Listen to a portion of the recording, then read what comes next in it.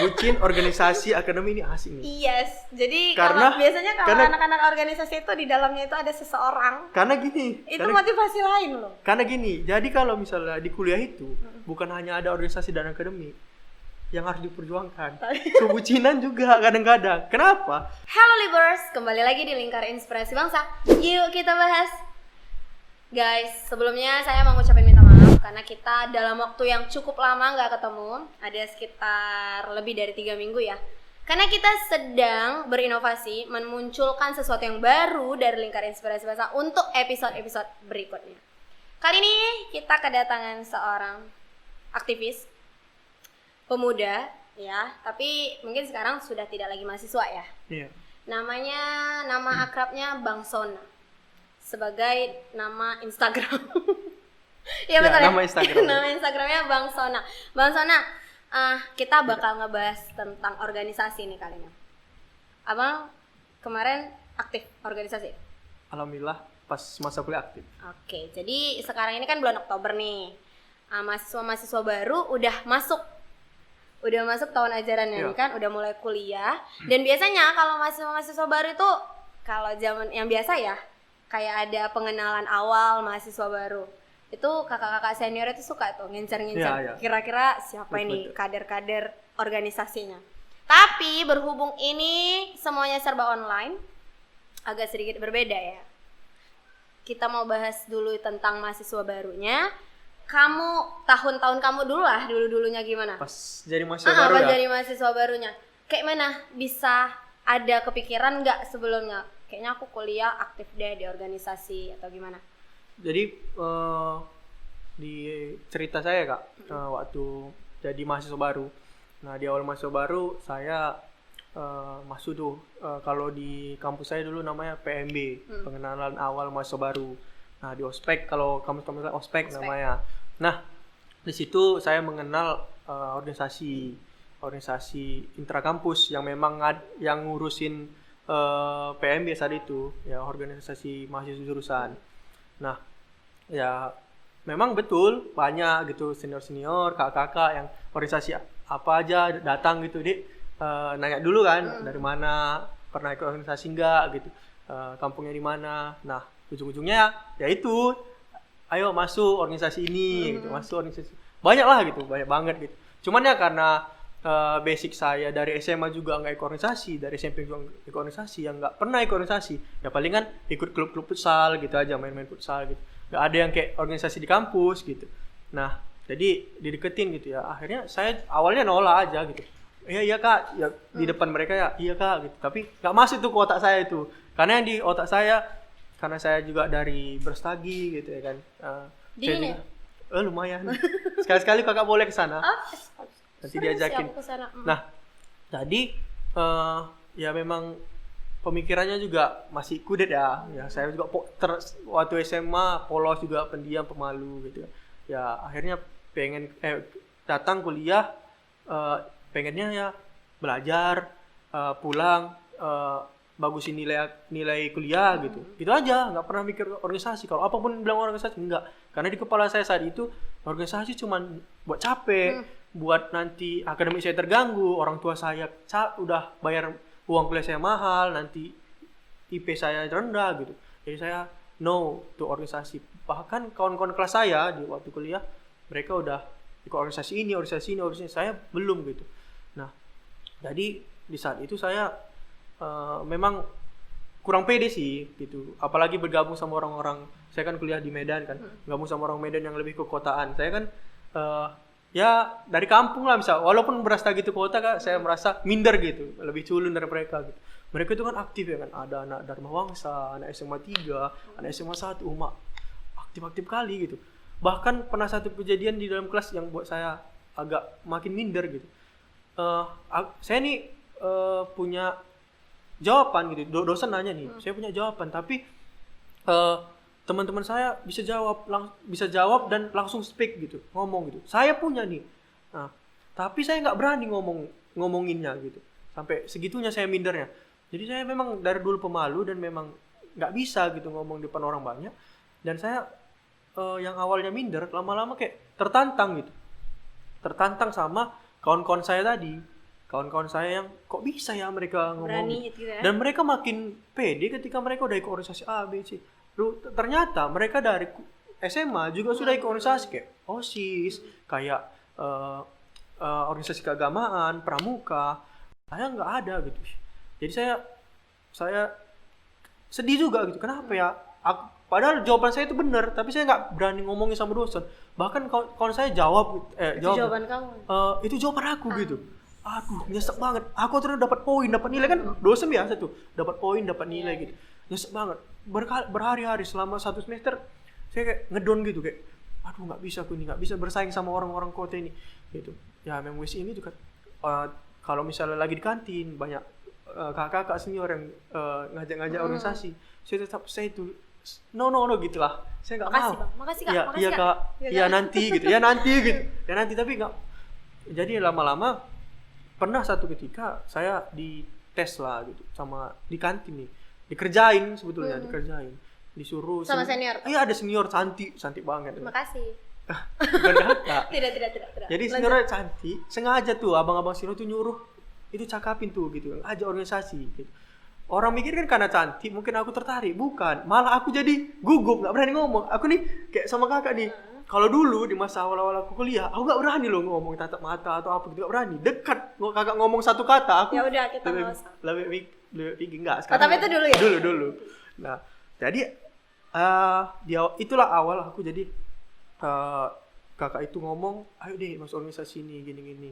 Akhirnya aku kayak enggak lah gitu juga, nggak tertarik dengan kecantikan kakak itu. Tapi akhirnya aku melihat dari sisi yang lain bahwa ternyata anak-anak organisasi itu saya lihat di kampus rapi, pandai ngomong, dia cerita kayak cerdas sekali kakak abang ini ngomong gitu. Banyak orang-orang pintar, banyak orang-orang cerdas, tapi nggak bisa speak kepintaran dan kecerdasannya. Tapi mereka beda gitu. Mereka punya kapasitas diri dan mereka bisa omongin itu dan keren banget gitu. Dan ini bisa aku manfaatin nih untuk aku di kelas. Itu awalnya aku harus bisa jadi orang yang berani. Jadi motivasi ya. Jadi motivasi yang awalnya aku minta jadi motivasi. Akhirnya aku pelan-pelan ikut organisasi walaupun belum jadi panitia tapi diajak aja ikut gitu. Akhirnya ya itulah jalannya kan Kak. Akhirnya jadi nyaman gitu, jadi nyaman sama orang-orang sekitar. Gimana? Itu organisasi apa yang pertama? Yang pertama kemarin himpunan masih jurusan. Itu ada kegiatan alumni kemarin itu, alumni kampus. HMJ ya. Ya, HMJ. Hima kalau di luar-luar Hima. Nah, akhirnya pelan-pelan masuk Hima. Yang awalnya nggak suka, coba-coba lah. Sebetulnya coba-coba berhadiah, apalagi karena selalu senior tuh ngajakin. Jadi segan gitu, apalagi pas jadi maba kan segan banget. Nggak diterima kayak nanti sombong dikira maba ini macam betul banget gitu ya kan. Jadi cobalah gitu ikut. Tapi tetap mikirnya akademiku gimana karena udah terdoktrin kan dari orang-orang kawan-kawan, udah jangan organisasi nanti kok gini, nanti akademik gitu. Tapi pelan-pelannya akhirnya bukan jadi aku merasa sulit akademikku, malah jadi gampang gitu Kak. Setelah udah masuk nih, ya udah masuk nih udah belajar, udah berproses ya. Iya, yang pertama kali saya dapat dari kenal organisasi adalah relasi. Orang teman senior, kakak-kakak, abang-abang yang care, yang peduli juga sama akademik kita, yang apa dia yang mau dia bisa bantu, tugasmu yang mana, jurnalnya kayak mana, kau nyari jurnal deh, iya Kak, iya Bang, ini coba cari di sini, referensi ini. Bahkan aku jadi kayak teman-teman kelas aku, kau dapat dari mana, kok tahu kau nih gitu. Jadi aku yang lebih tahu gitu, jurnal-jurnalnya apanya gitu. Nah tugas-tugas kakak-kakak yang sebelumnya gitu. Nah itu, jadi kayak itulah awal mulanya aku suka dan akhirnya lama-lama sebenarnya jadi candu ya organisasi. Karena saya merasa yang saya dapat pertama relasi, saya jadi pede, ngomong di kelas saya jadi presentasi kan bisa presentasi kalau di kampus kan. Jadi kayak berani tuh. Yang awalnya nggak berani sama sekali saya berani. Setidaknya apa yang saya pikirkan di kepala saya langsung ungkapin gitu. Dan itu yang paling terasa dan berefek sama saya. Dan akhirnya saya jadi kepo, apalagi yang bisa ku ini kan gitu. Apalagi yang bisa ku dapat dari organisasi ku terapin ke kuliahku. Karena fokusnya akademik, bahagian orang tua kan gitu fokusnya. Nah, jadi itu kemarin waktu organisasi orang tua nggak pernah nanya-nanya gitu? Nggak tahu sama sekali karena sebetulnya dilarang sama orang tua juga. Itu juga yang buat nggak mau berorganisasi. Kenapa? Mereka juga pas ikut pendidikannya dulu, mereka nggak warna organisasi ya, beda pemikirannya gitu. Ya, beda juga lah zamannya iya. kan. Akhirnya pelan-pelan jadi masuk organisasi himpunan mahasiswa jurusan.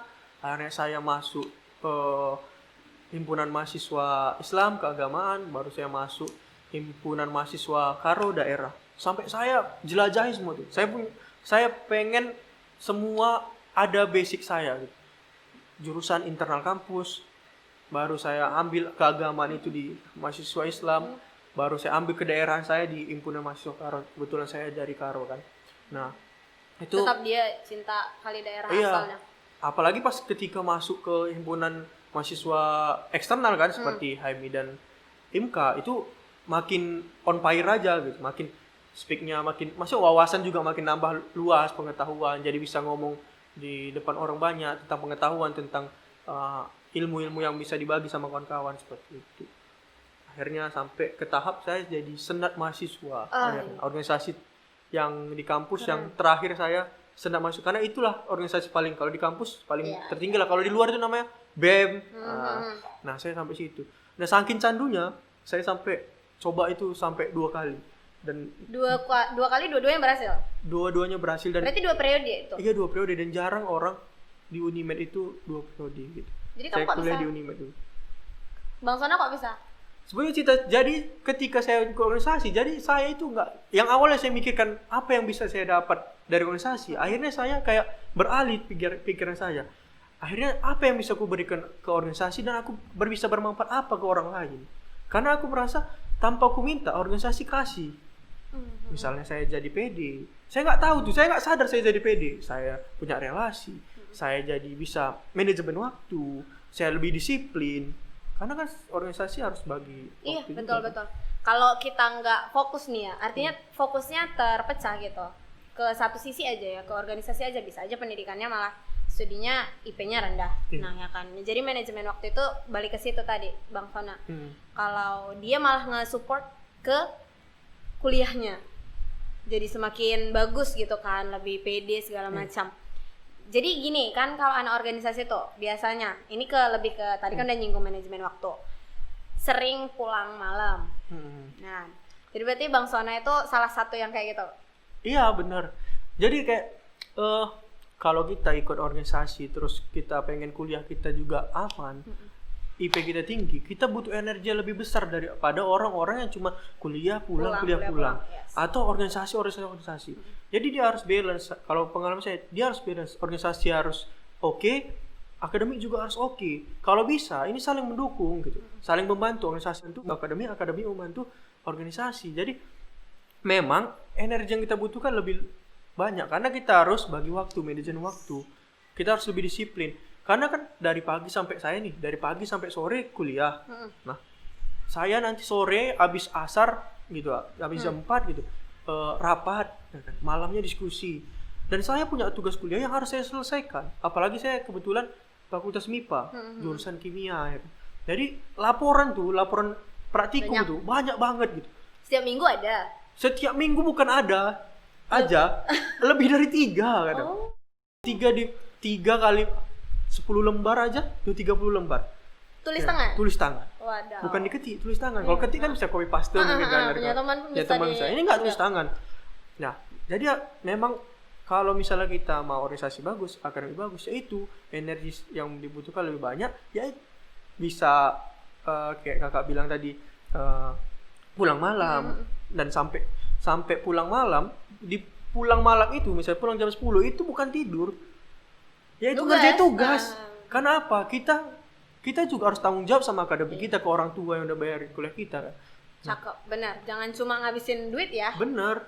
Dan akhirnya sampai pernah tidur hanya cuma 2 jam, dan pernah nggak tidur gitu dari pagi sampai sore, saya malam ngerjain tugas, beraktivitas, nggak tidurnya di kampus, di kantin. Akhirnya masuk kuliah pagi kan jam 8, tunggu sampai selesai jam 10 baru tidur. Berapa jam lah itu? Dan nggak pernah ngedrop badan. Nah, itu saran saya kalau misalnya ada banyak aktivis kampus yang misalnya getol organisasi, getol mau kuliah, harus disimbangin. Memang diingatin sama orang tua juga. Kita gizi harus juga makan, harus teratur apa sebagainya. Kalaupun nggak teratur ya kita banyak asupan untuk diri kita, misalnya jus. Saya bisa minum jus sambil minum susu gitu. Kalau enggak ya pening gitu. Iya, oyong kan. Oyong gitu. Kurang tidur itu bisa Ya, ngaruh kali loh sama ngaruh stamina. banget. Asli. Jadi itu untuk manajemen waktu. Itu kan istilahnya ya cara orang masing-masing pribadinya beda-beda. Beda-beda. Ya kan? Di kamu nih, organisasi. Kan ada berapa tadi ya? HMJ, HMI, HIMKA, semua. Senat juga ya senat. kan? Mana dari keempat ini ada nggak yang kira-kira lebih banyak menyita waktu kamu? Dibilang nggak menyita ya, cuma dijadikan prioritas kah atau gimana? Kalau misalnya diingat-ingat lagi, ya pasti kalau misalnya HMJ nggak terlalu ya. Kalau di HMI itu banyak butuh ekstra energi ya, karena memang dituntut memang banyak event, banyak kegiatan yang sebetulnya untuk adik-adik mahasiswa, bantu kasih pengetahuan, jadi tentor dan sebagainya. Sama lah kayak di Senat juga banyak juga sebetulnya. Tapi ya dua itulah, HMI dan Senat. HMI dan Senat. Posisi tertinggi? Posisi Pernah tertinggi, berada pada posisi tertinggi di bagian yang mana? Gimana kayak sama aja gitu, cuma beda organisasi aja gitu. Ya pernah jadi bendahara umum, pernah jadi wakil ketua gitu, pernah jadi udah kepala bidang itu. Iya, jadi kayak kalau nggak bisa dibandingkan organisasi lebih baik enggak, kayaknya sama aja. Akhirnya sampai juga di fase yang tertinggi gitu. Nah, akhirnya gitu. Keren banget. Yang paling berkesan? Yang paling berkesan tetap HMI dan Senat, tapi Senat paling berkesan banyak kisahnya. Tapi HMI dan HMJ juga banyak kasih saya pembelajaran yang buat saya jadi bisa sampai titik tertinggi di organisasi Senat. Berarti pernah bucin? Bucin, ini cerita bucinnya asik nih. Bucin organisasi akademi ini asik nih. Yes, jadi biasanya kalau anak-anak organisasi itu di dalamnya itu ada seseorang. Karena gini. Itu motivasi lain loh. Karena gini, jadi kalau misalnya di kuliah itu bukan hanya ada organisasi dan akademi yang harus diperjuangkan, kebucinan juga kadang-kadang. Kenapa? Jadi makanya sulit. Gitu. Kalau misalnya dia cuman, orang kan mikirnya organisasi akademik itu adalah misalnya dia ikut organisasi, akademiknya mau bagus, itu adalah hal yang terberat. Bukan itu orang kategori hal terberat. Yang orang kategori terberat adalah dia mau akademiknya bagus, ikut organisasi yang getol, dan dia punya kebucinan. Itu paling berat jalan hidupnya. Mahasiswa yang paling dia harus manajemen waktunya jadi 3. Berarti kalau masih 2 kan masih 2 itu biasa aja sebenarnya. Okay. Itu aktivisnya masih. Berarti kamu udah 3 kemarin? Pernah 3. Cuman ya itu, jadi kan sebetulnya kendala jadinya, nambah kendala. Mungkin kadang menjadi semangat, kadang menjadi kendala. Karena ketiganya bakal butuh waktu kita. Iya. Sedangkan waktu dikasih Allah ya kan cuma 24 jam ya kan sehari. Dan kita nggak tahan tuh kalau nggak tidur kan gitu. Iya. Nah akhirnya itu kebucinan kadang-kadang mengganggu juga untuk akademi dan organisasi. Hati-hati untuk adik-adik mahasiswa kan, mahasiswa baru. Ya kalau bisa belum ngebucin jangan dulu gitu. Fokus dulu gitu. Karena akhirnya kalau kita berhasil di akademi dan organisasi, akhirnya nanti datang sendiri tuh kebucinan-kebucinan itu. Karena udah sukses gitu. Organisasi oke, kuliahnya oke gitu. Jadi keren nih. Dia gayanya kepemimpinan banget dan punya pengetahuan. Cewek-cewek mana yang gak bakal dekat atau cowok-cowok mana yang gak bakal mendekat. Jatuh dia dari langit-langit gitu. Bidadari-bidadarinya ya. Datang semua tuh. Nah karena akhirnya nanti mengganggu sebetulnya, menyulitkan. Fokus aja dulu. Akhirnya pun kalau ngebucin belum tentu juga kan. Jadi belum tentu mengganggu sih. Berujung seperti ya akhirnya bahagia enggak juga. Banyak pengalaman-pengalaman adik-adik itu ya kan. Pengalaman dari pribadi juga. Akhirnya enggak juga, bakal mengganggu. Bakal kita memilih, kau pilih aku atau organisasimu kan sulit. Padahal kita kan ngelakuin hal positif, kita ngelakuin hal bermanfaat untuk orang lain, kita sibuk rapat, sibuk diskusi, ya kan. Tapi ya wajar lah kan, kekasih hati meminta waktu juga kan gitu. Ya kadang apalagi kalau misalnya nggak seorganisasi atau nggak anak organisasi itu sulit banget. Berarti sarannya harus yang dalam organisasi yang sama? Nggak usah. Kalau bisa saran, kalau bisa sanggup, nggak usah ngebucin. Oh kalau bisa? Iya karena lebih baik nanti kalau udah selesai kuliah, udah kerja, masa kerja, ngebucin, habis itu nikah kan gitu. Banyak orang yang hubungannya juga nggak berakhir bahagia kan gitu. Nah, jadi kan tadi tuh berkecimpung di dunia organisasi. Pernah ngapain aja selain tadi udah dibahas tentang buat kegiatan lomba ya? Yang lainnya pernah ngapain aja? Jadi memang yang paling sering buat event sama kawan-kawan, sama kayak kegiatan olimpiade, kegiatan perlombaan jurnalistik apa sebagainya. Tapi yang paling berkesan tuh pernah tuh saya memang semakin saya dalamin organisasi, semakin jiwa berani itu muncul gitu, jiwa bermanfaat untuk orang lain itu muncul.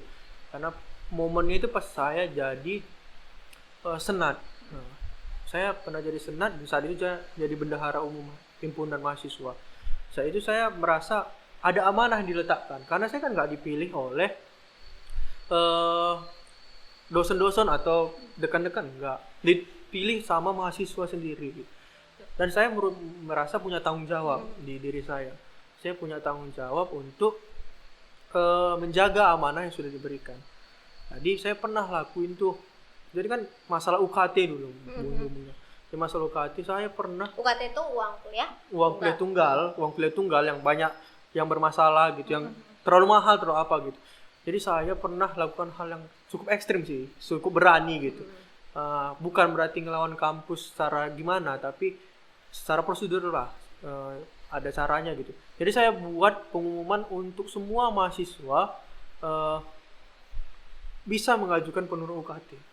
Saya buat syarat-syarat. Kamu itu yang saya buat bahasanya sendiri. Saya buat syarat-syaratnya, surat pernyataan, permohonan ke rektor, pakai materai. Semualah saya buat supaya kampus tuh yakin gitu. Bahkan kampus nggak tahu tuh bahwa itu adalah syarat dari kampus. Tapi saya buat dan saya belajar itu secara administrasi. Gimana administrasi yang jelas. Saya belajar dari organisasi juga kan. Kalau aku buat kayak gini nih syarat-syaratnya, ini pasti diterima nih. Saya share tuh ke kampus dan saya lakuin sendiri tuh. Saya senat memang ada tim, tapi saya cuma izin sama presmanya, saya mau backup nih. Awalnya saya memang niatnya untuk MIPA gitu, karena saya perwakilan dari MIPA. Saya izin mau buat penurunan UKT sama presmanya. Oke, nggak apa-apa kerjain lah gitu. Saya kerjain. Akhirnya kan chat itu tersebar sampai ke fakultas lain. Karena fakultas lain belum ada buat gerakan dan saya mulai gerakan dan semua ngecek saya, nelpon, kabarin, dan saya buat itu di MIPA tuh tempat pengumpulannya. Akhirnya semua ya udah saya tampung aja lah, kayak saya merasa ya saya kan senat universitas, senat mahasiswa universitas, berlaku di semua, ya udah saya tampung semua. Ada sampai banyak berapa tumpukan gitu, berkas mereka memang banyak banget yang merasa ya memang uang kuliah sekarang ini kan mahal sih. Kalau dihitung itu lebih mahal dari kampus swasta, saya pikir ya. Seharusnya itu jadi apa namanya? Jadi perhatian dari pemerintah gitu. Kenapa toh katanya kan universitas negeri. Iya. Akhirnya saya kan punya hati nurani supaya kawan-kawan saya terbantu. Kebetulan saya nggak bisa nurun UKT karena kena syarat kan orang tua gitu kan, PNS nggak boleh gitu. Ya udah saya kumpulin semua, saya antar ke birokrasi. Akhirnya saya ditegur sama WD3 dan WR3. Langsung. Kamu yang kena berarti ya? Iya, karena oknumnya cuma saya.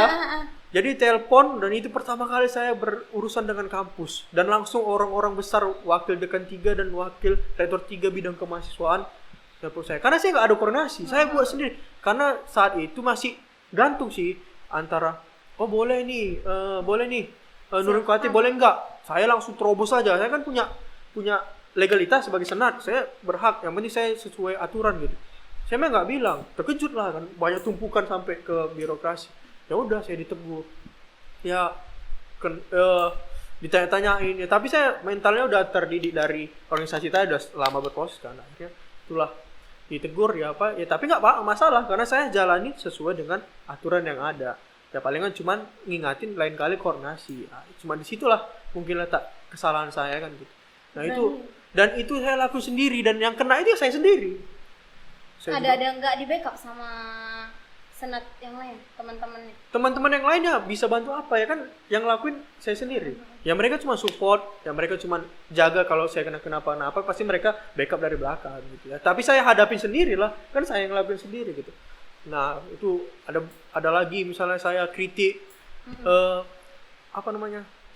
kritik lab saya gitu, melalui papan bunga untuk yudisium. Saya kan sering tuh orang-orang yudisium pakai papan bunga. Iya. Selamat kepada gini-gini. Jadi saya memang salah saya terima tuh sebagai kesalahan. Tapi itu adalah bentuk saya menyampaikan aspirasi saya dan kawan-kawan mahasiswa di situ bahwa ya kawan-kawan yang lain nggak punya gimana ya, mahasiswa kan nggak terlalu berani speak up gitu karena mereka mikir akademik. Nah saya di saat itu sudah banyak proses. Saya mikir kalau saya organisasi dan saya punya kawan-kawan, saya nggak bakal bisa dikenai sanksi apapun kalau saya berjalan di jalan yang benar. Sampai saya punya prinsip itu. Makanya itulah fungsinya kita berorganisasi, kita berani ambil jalan kebenaran itu. Kita nggak bakal takut akademik. Saya nggak takut lagi dengan akademik saya harus down, enggak. Makanya saya kalau sudah sama adanya saya nggak bakal takut. Karena ketika saya kuliah masuk selalu saya bagus di kelas, terus tiba-tiba nilai saya anjlok gara-gara saya bersuara di kampus, kan otomatis orang nggak masuk logika. Bakal orang se-Indonesia ini bakal belain saya. Saya percaya itu. Saya prinsipnya itu. Akhirnya saya buat tuh cerita kalimatnya. Enaklah kalian ya kan, sensor lah kamu. Enaklah kalian udah disium kakak abang, nggak ngirup zat ini lagi gitu. Karena anak kimia ya? Iya, jadi booming lah satu kampus kan tersebar biasa ya netizen zaman milenial kemarin kan sebar mana? Kena telepon ketua jurusan, sekretaris jurusan. Oh gitu aja juga kena ya? Karena kan mungkin karena hal yang baru kali ya. Kayak seakan-akan kan kampus fasilitasnya nggak kurang memadai dan itu kan bakal merubah citra kampus nggak sadar. Ya mungkin lagi proses mungkin, tapi saya kan udah lama hal itu dipermasalahkan. Alhamdulillahnya akhirnya misalnya kayak yang UKT tadi, alhamdulillah ada proses yang misalnya yang bisa diturunin. Memang nggak semua, tapi akhirnya ditampung. Terus misalnya yang lab itu akhirnya 2 minggu kemudian monef jadi ditengok gitu ya, kan? Langsung datang ke lab nih orang-orang biro karena mungkin bukan kampus yang nggak mau, mungkin kurang komunikasi mungkin dari antara jurusan ke yang lain gitu, jadi nggak sampai tuh pemberitahuan ke universitas kan gitu. Akhirnya ketika datang universitas ya memang dibagusin benar, mungkin itu miskomunikasi. Tapi kan yang terdampak kan mahasiswa, kasihan kan, apalagi kayak kami ke lab atau apa kan bahaya gitu jajannya. Akhirnya dibagusin, alhamdulillah gitu. Dan saya banyak lagi yang dilakukan kayak ikut aksi apa. Pokoknya perjalanan saya kayak kalau 180 derajat enggak, 360 derajat saya. Balik lagi dong. 180 deh berubah total. 180 ya, 180 lah. Saya bukan zona yang awalnya kuliah enggak. Saya jauh berbeda karena organisasi. Saya lebih on fire. Itulah. Jadi kan tadi tuh Sona udah ikut banyak ya. Iya. Istilahnya berkontribusi ke di organisasinya itu dari mulai aksi segala macam. Nah sekarang itu lagi hot-hotnya yang namanya aksi turun ke jalan kayak gitu, demo ya. Masuk di TV ada, di Instagram juga lagi viral. Gimana, kamu pernah ikut aksi yang kayak gitu nggak sebelumnya? Kalau ikut aksi pernah. Cuman kan sebetulnya aksi itu kan kayak sebelumnya saya lakuin itu. Sebenarnya itu kan aksi juga. Aksi itu kan dimana kita beraksi gitu kan. Seperti saya lakuin penuh UKT apa, terus buat event apa, itu kan aksi kita kan, bermanfaat untuk orang lain kan gitu. Nah kalau misalnya orang kan mikirnya aksi langsung atau demo langsung mikirnya aksi itu ya demo gitu ya, turun ke jalan anarkis gitu kan. Ya saya pikir banyak miskonsepsi tentang itu seperti itu. Ya saya pikir pas saya jadi mahasiswa saya memang sering ikut aksi dan banyak yang saya kecewakan sebetulnya. Bukan dalam hal apa nih misalnya? Bukan untuk orang-orang yang ikut aksinya ya, ini berbagi pengalaman. Tapi orang-orang yang melihat aksinya misalnya, orang yang tidak ikut aksi seperti itu. Kalau aksi saya lakuin mungkin ada lebih 3-4 kali selama saya organisasi, selama saya kuliah, saya baru ikut aksi ya. Awalnya saya nggak ngerti sih kayak mana, dan pikiran saya pun awalnya sama kayak orang-orang awam gitu. Tapi orang-orang yang turun aksi itu saya salut. Yang pertama dia berani, dia punya aksi itu bukan orang yang sembarangan loh kak. Dia harus punya intelektual atau pengetahuan tentang apa yang diaksikannya. Iya. Terus mereka itu habisin waktu dan energi yang belum tentu untuk mereka. Misalnya mereka berjuang untuk buruh, untuk kaum perempuan. Padahal mungkin yang berjuang itu adalah anak polisi, mungkin juga anak tentara, anak PNS, yang mungkin dia kehidupannya udah nyaman sebetulnya. tapi dia punya hati nurani untuk bantu sesamanya. Dia punya rasa nasionalisme, dia punya rasa aku harus perjuangin nih kehidupan rakyat yang kasihan, yang mereka belum tentu berani loh speak gitu. Rakyat belum tentu berani speak, ya kami nih mahasiswa gitu. Nah dari saat itu perjuangan mahasiswa untuk itu. Dan kami memang kalau jiwa-jiwa mahasiswa kan jiwa-jiwa yang biat gitu, hal itu. Terus udah identiknya ya mahasiswa itu emang yang berintelek ya, emang Iya. udah berpola pikir yang di atas Dan dari memang- pelajar. Dan gitu. memang mahasiswa itu ya itu agen of control ya kan. Jadi agen of change gitu. Yang dia yang kontrol, dia yang jadi sebagai agen kontrolnya, sebagai agen perubahan. Kalau nggak mahasiswa siapa lagi? Kalau nggak pemuda siapa lagi? Yes, Karena cakep. kalau orang tua kita, mereka udah sibuk kerja, Iya. cari nafkah untuk kita. Nah kita ini yang masih bisa berekspresi luas, yang punya pengetahuan, yang bisa menyuarakan. Dan saya pikir ya saran orang-orang misalnya aksi harus tidak anarkis, tidak begini. Nggak perlu Karena merusak ya. Tidak perlu merusak, itu benar. Dan orang semua mahasiswa harus mulai pegang itu gitu. Dasarnya bahwa ya udah suarain aja, supaya kadang-kadang kan orang langsung ngedonin gitu. Aksinya anarkis, ditunggangin atau apa. Benar enggak, karena selama saya ikuti proses aksi di lapangan tuh ada namanya manajemen aksi. Manajemen aksi itulah bahas semua waktu, kapan, apa yang mau dibicarakan, apa permasalahan. Itu dikaji sampai kawan-kawan mahasiswa itu. Saya pernah nggak tidur untuk manajemen aksi dari sore sampai pagi lagi, sampai aksi lagi, sampai baru tidur malamnya lagi. Berarti kan sekitar 2 hari ya. Itu tidur situ lah, diceritain apa permasalahan, dikaji, bisa undang-undang dikaji, yang mana, yang beredar gimana. Karena mahasiswa itu kalau yang misalnya memang dia serius, dia nggak mau termakan hoax atau apa. Sekedar ikut-ikutan. Iya. Nah, memang ada juga beberapa mahasiswa yang ikut-ikutan. Apalagi ada yang provokator, ada yang buat ricung.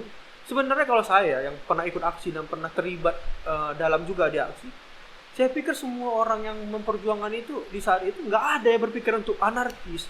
Mereka cuma pengen apa yang mereka suarakan didengarkan sudah. Saya pikir terlalu lebay kalau orang-orang selalu menyalahkan mahasiswa atau pemuda yang aksi. Belum tentu banyak orang berani untuk lakukan hal itu. Karena mereka akademik mereka apa namanya? Jadi Dipertimbangin gitu loh. pertaruhan, terus nama mereka, terus nyawa mereka kan gitu. Banyak, belum tentu orang lain bisa berani. Kita harus hargai jalan itu. Cuman kita nggak salah juga mengingatkan.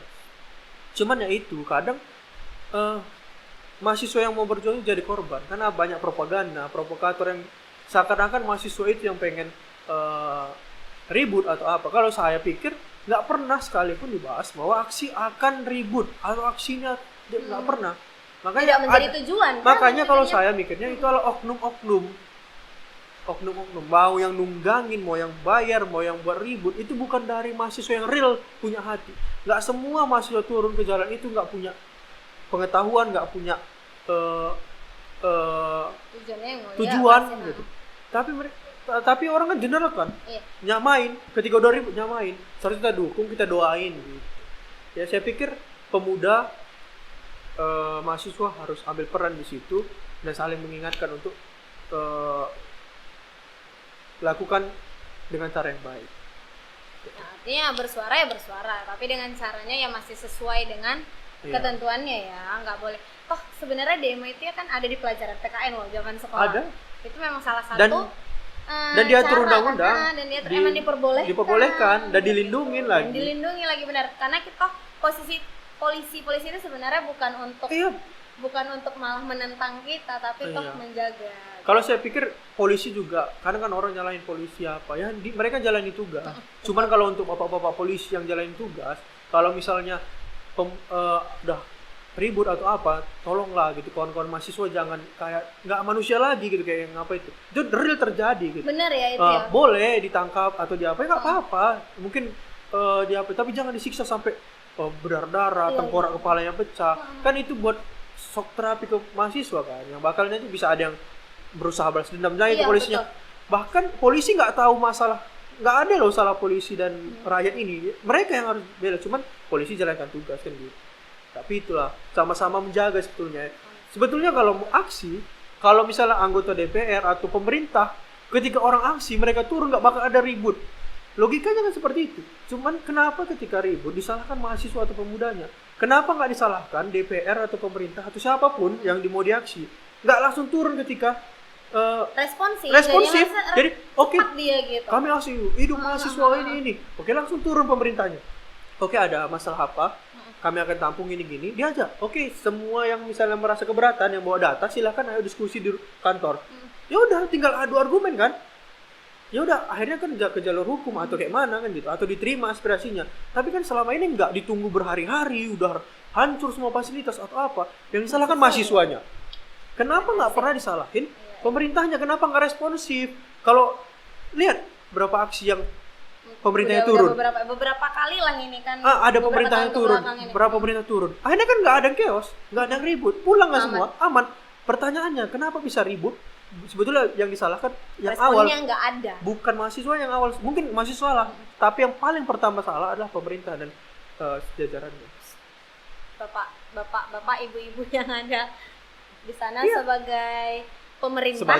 Saya sebagai pernah jadi mahasiswa, sebagai pemuda sekarang seperti itu. Dan masih termasuk aktif nih, meskipun udah nggak mahasiswa, toh kan masih berkontribusi juga untuk adik-adik dan terus nyemangatin kan? Nyemangatin, kasih edukasi yang bermanfaat lah ya. Benar. Jadi kalau buat mahasiswa yang aksi-aksi belakangan ini tetap semangat gitu, tapi ya tetap tingkat kebucinan kalian yang ada di Instagram itu yang tiba-tiba gandengan rupanya ketukar tasnya itu ada banyak suka duka di pas aksi. Sampai saya pernah aksi itu sampai saya pertama kali tuh kayak war banget gitu. Ada tuh videonya di YouTube kejadian di Medan, saya lupa tahun 2018 atau berapa. Saya sama TNI rame-rame sama kawan-kawan itu sempat miskomunikasi sama polisi. Jadi polisi jadi bentrok sama TNI. Sampai mahasiswa sama TNI, lawannya polisi gitu. Saya lempar-lempar karena miskomunikasi. Karena pas kami dimediasi sama TNI, ditenangin, oke Pak, kami nggak mau ribut atau apa kan gitu, diskusi. Ya udah, kami bakal balik ini. Tiba-tiba teman kami dibawa lari, diculik sama polisinya. Jadi kami kan ngejar. Jadi tentara juga lepasin itu. Maksudnya udah damai lagi itu, kalian damai. Rupanya yang polisinya nggak tahu lah, nggak sengaja mungkin kan disiram kami di lapangan benteng tuh, disiram kami sama tentaranya, kena tentaranya.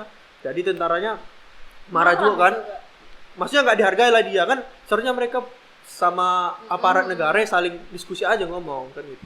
Akhirnya diserang ya serang balik, namanya sama-sama manusia kan, emosi ya. Tapi akhirnya nggak terjadi hal yang buruk ya, akhirnya selesai juga. Cuman itu kelemahan kita di Indonesia, pemerintah sih kurang responsif itu. Karena kenapa sih pemerintah takut kalau misalnya benar?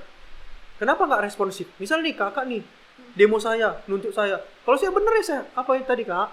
Ya, dia ngomong kan baik-baik ya? Baik-baik kan bisa, saya terima. Oke, kalau ini untuk kepentingan negara, saya terima. Nggak pernah loh satu pejabat, ya kan? Ketika turun mau bantu mahasiswa atau rakyat, dia yang dihakimin, nggak pernah. Pasti dia, hidup bapak, hidup mahasiswa, hidup rakyat, hidup. Pasti digaungkan nama dia yang bela rakyat itu. Kenapa? Tapi gimana? Karena kan itu kan wakil rakyat kita di sana kan, wakil-wakil kita yang menampung aspirasinya. Tapi kita ini terlalu banyak gitu loh. Bener nggak sih? Apakah aspirasi kita itu sebenarnya semuanya sama atau tidak? Jadi merekanya ya nggak bisa memutuskan sesuai dengan apa yang diminta pendemo gitu kan? Iya benar. Tapi kan di saat itu ada ribuan orang yang datang. Bahkan satu orang aja yang datang ke pemerintah itu harus ditanggapin. Nggak harus ribuan orang, satu orang masyarakat di Indonesia ini punya keluh kesah, mereka harus tanggapin. Itulah mereka dibuat jadi wakil-wakil rakyat misalnya, jadi pemerintahan itu kan gitu. Nah, nggak harus nunggu banyak. Kalau misalnya nggak sesuai dengan kebutuhan masyarakat Indonesia, akhirnya kan dibahas. Tapi kenapa nggak mereka nggak butuh langsung BIM salah BIM terjadi, nggak pernah kan ada orang didengarin, diterima, dibuat perjanjian, dia bakal ngurusin itu, udah selesai. Cuman orang tinggal masyarakat nunggu, oh janjinya dipenuhi nggak sama bapak ini, yang tanda tangan kemarin. Ada nggak yang pertanggungjawabannya? Perubahannya sesuai. Bener. Ya kalau misalnya akhirnya nggak bisa dibantu, ya dijelas sama masyarakat bahwa masalah ini sebenarnya nggak jadi masalah, ini udah selesai. Cuman miskomunikasi, sosialisasi kurang, makanya mungkin kemarin kawan-kawan aksi. Nah hasilnya seperti ini, bisa aja kan? Atau hasilnya bisa dibantu. kan nggak harus bisa dibantu mereka, yang penting mereka turun dulu, hadir ada kan gitu. Jadi kemarin ikut nggak yang baru-baru ini ikut? Yang baru-baru ini ikut kan calon buruh kan. Asik. Calon gitu, buruh kalau tidak ya? calon buruh pun saya kan pemuda. Bung Karno kan suka sama pemuda yang berjuang, dan saya harus darah Soekarno itu harus ngalir, semangatnya harus ngalir ke saya. Dan perjuangan saya bukan banyak sekarang yang lagi booming kan, yang omnibus law ya. Itu lagi sekarang. Lagi booming, lagi gimana yang dibilang yang aksi nggak tahu apa-apa, nggak baca undang-undangnya. Bahkan anak sekolah pun turun. Ngapain nah, gitu kan? Terus misalnya yang aksi bilang pemerintah juga belum baca, lagi simpang siur berapa RUU-nya gimana. Sebetulnya kan itu bagus sih jadi pembelajaran kita bagi mahasiswa, bagi pemuda, belajar bahwa ketika aksi ikutlah manajemen aksi, atau setidaknya kita tahu apa yang mau dituntut, kita baca referensi, banyak di internet itu referensi kan, kita baca. Gitu juga pemerintah juga nggak langsung nyalahin masyarakat gitu.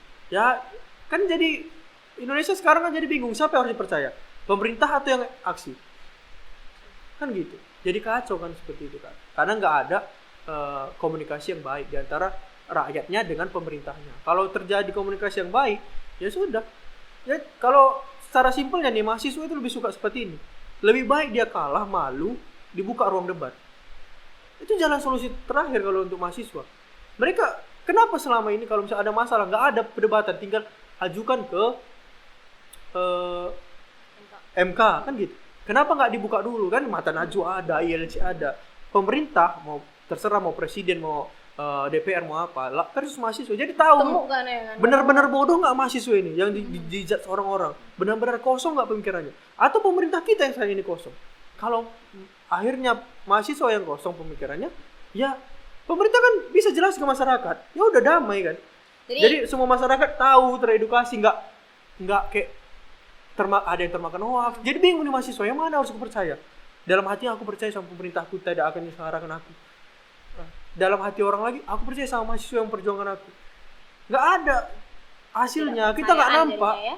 Kalau kakak pun akhirnya kalau debat, kakak bisa nilai sendiri. Kakak pro ke rakyat, pro ke mahasiswa, atau pro ke pemerintah. Jadi itu kayaknya pernah ya.